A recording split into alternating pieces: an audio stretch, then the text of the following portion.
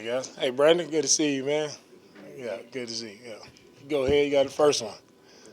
Well, I guess we can start off with Kenny Green. Obviously, Nick talked about it earlier.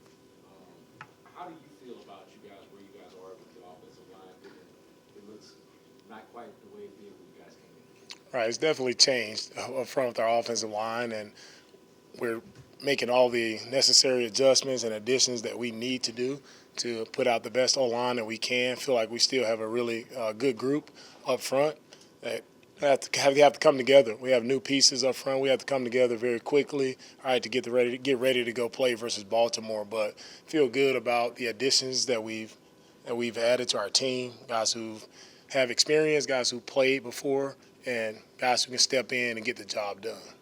What went into the decisions to you guys cut a couple of players that played a lot for you, specifically Desmond King?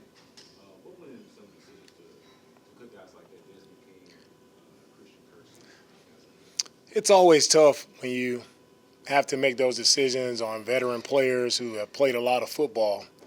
And it's also just as we look at it and make those decisions, we just look at those decisions as what's the best for our team for where we are right now, right? Not looking so much of what happened in the past. And those, Kirko and Dez are two really good players, leaders. Kirko, really great leader, great man.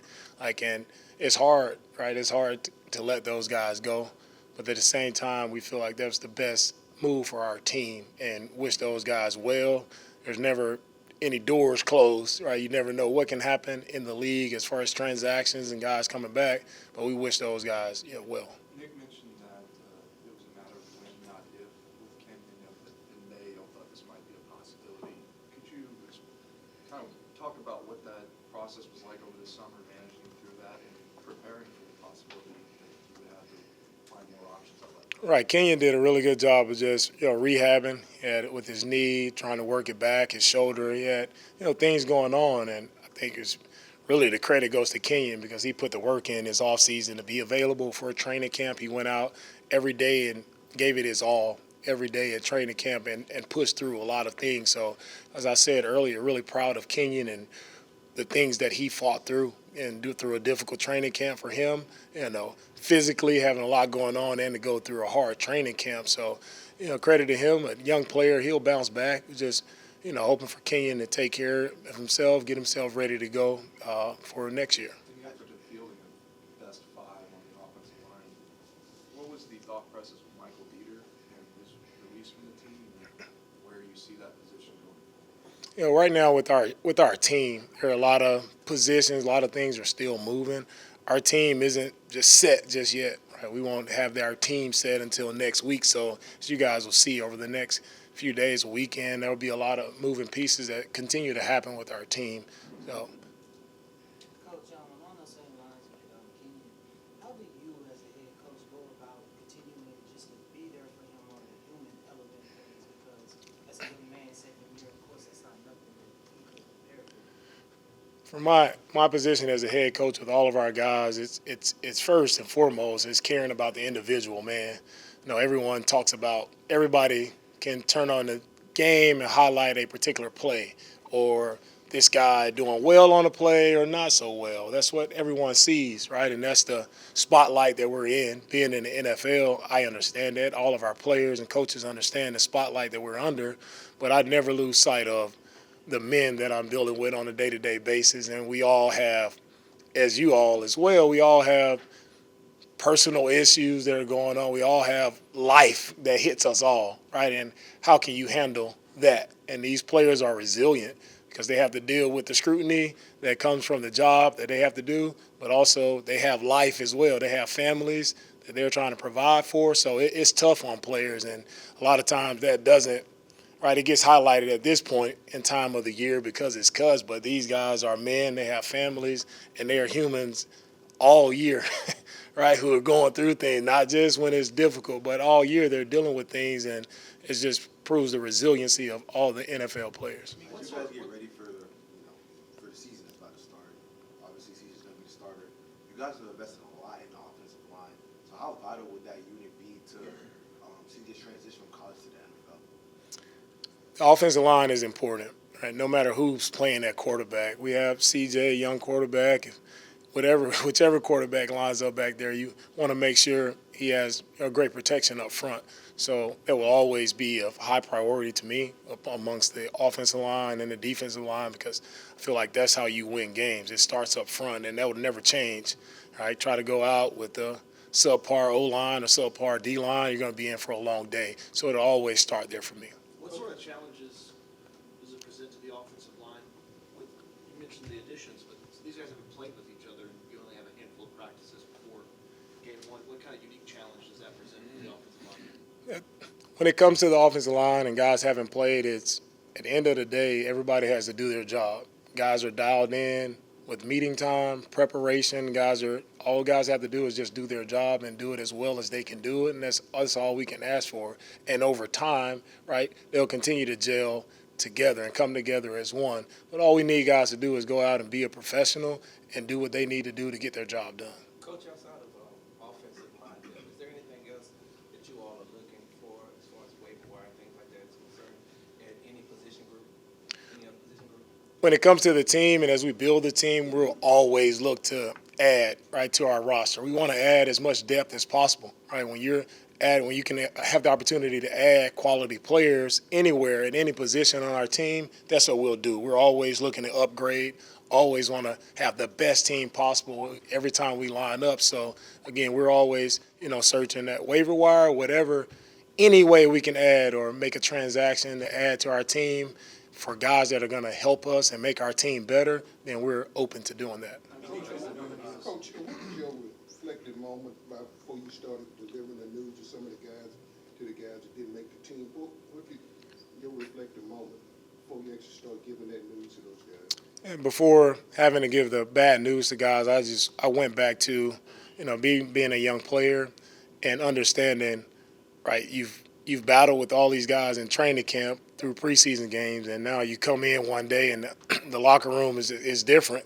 It's a little quieter in the locker room. Some guys are missing. And I remember the shock that it gave me as a young player. And because everywhere you've played, from high school all college, like no one ever tells you, no, you can't be on the team. So it's hard to deliver that news and say, no, not at this time. So I reflect back to me being in that position as a young player, how it affected me. So when I talked to our team, I just made sure that the guys who are on our team, and they realized that still we need you to reach out, right, to our other brothers, right, make sure we're connecting, make sure you're checking on the guys, making sure they're okay. We'll have some guys come back eventually for practice squad, but make sure those guys feel that you care about them, right, because of the special bond you guys have built throughout the OTAs and training camp. I know Titus is still returning. But he's played left guard before. Is that under consideration for him? For Titus right now, the only thing is for Titus just to get healthy and be back and ready to go. DeMeco, when you look at the position groups, how do you feel about the nickel position? Do you feel like with Javier, with Graylin having some versatility, do you feel like those guys can fill out spot for you with Desmond? Yeah, with our defense, with our defensive backs, linebackers, I feel like we have a very versatile back seven group, and that's how I look at it. Whoever those seven will be, we'll make it work. But we have a lot of guys who can do multiple things, who played a lot of good football, and we'll see how it turns out. Coach, what do you like about Josh Jones and Kendrick Green? With Jones, adding him, seeing Jones played against him, being with the Niners, saw Jones there. We played him in Mexico City. He did a really good job of holding his own, right? Did a really good job at tackle, had a lot of great reps against us.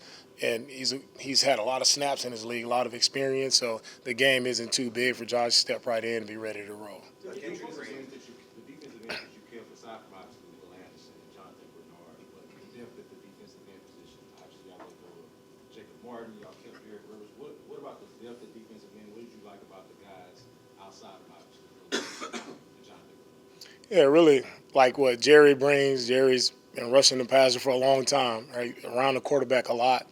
in this league. So, like what Jerry brings to our group, Dylan is a young end who is on the rise. He's continuing to grow, continuing to get better on what we're asking him to do. And Rivers has done a really good job throughout the preseason of being consistent and like where he's headed as well. So I like the depth of our group. I like our interior group as well.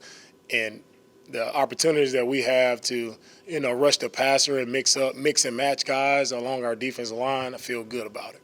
DeMeco, what were Take some a couple things more. that you noticed about Kadar Holloman throughout training camp that separated him from the other quarterbacks in the final three? Kadar consistently got better each and every day.